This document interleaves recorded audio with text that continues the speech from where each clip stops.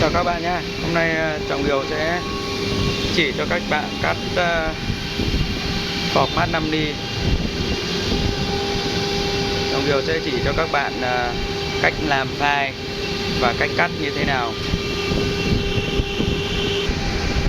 Đây thì là thành phẩm mà sau khi mình đã làm file.